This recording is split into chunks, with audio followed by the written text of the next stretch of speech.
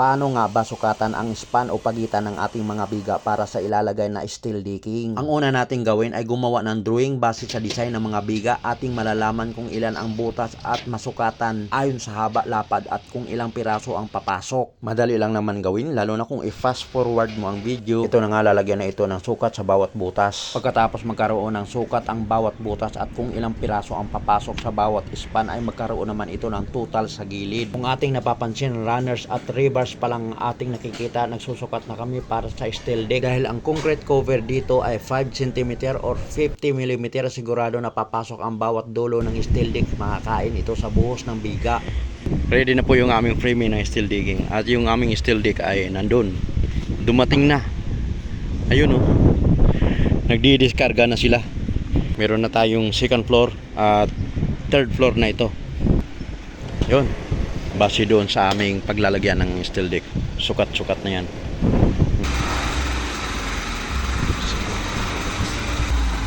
Una ko. Meron na nilalagay dito ang isa. Ito nakatihaya. Dugtungan niya. Sa una nating latag na steel deck, ito nakataob. Balik. Hindi ganun. Tat.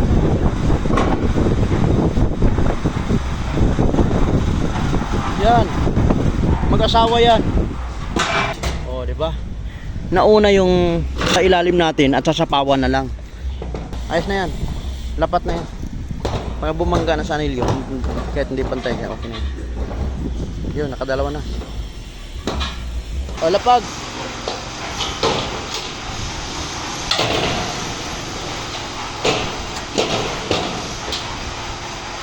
Matatapos na dito yung steel decking at ito na lang yung balanse dito sa magiging landing ng hagdanan, at yung opening na yun ay elevator. Yan lang po yung balanse. Wala pa kaming slab pero may hagdanan ng maganda, maayos na akyatan. Lalagyan na namin ng steel deck. Yung mahaba, ikot. Hindi basta lapag na lang ng steel deck natin, pati haya doon sa dugtungan. Dito natin lalagayan isang pirasong buo sagad, at yung magkabilaan retaso na. Maunang ilalagay namin yung isang buo.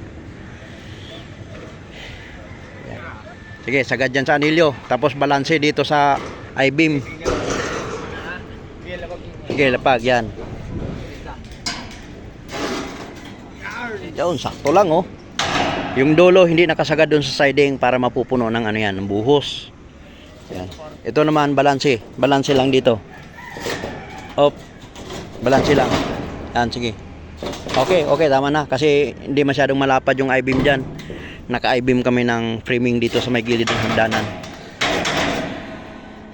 Isusunod natin 'yon. Yon, kasi sapaw lang 'yon.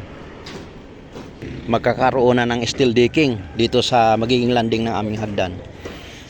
Yung aming hagdan na yan ay wala na pong forma yan, wala nang plywood. Doon yan. Patong lang yan, sapaw lang.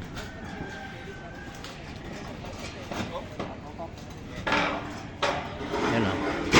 Patihaya. Pagka ganito, nakatihaya, sapaw na lang yun. Yun o, nakasapaw. Clearance. Yan. Okay, pareho. Clearance doon. Okay na. Doon. Clearance para mapupuno ng halo. Yan, nice lang. Ayun.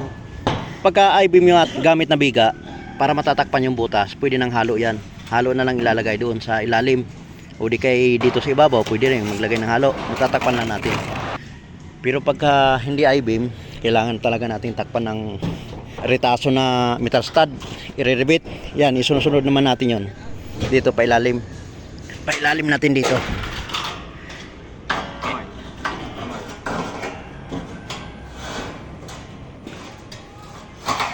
Yan.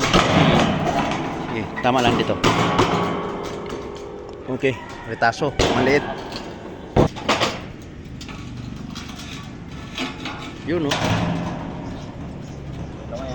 Naka-prepare na yan, sukat na eh. Kaya lapag na lang. Yun oh.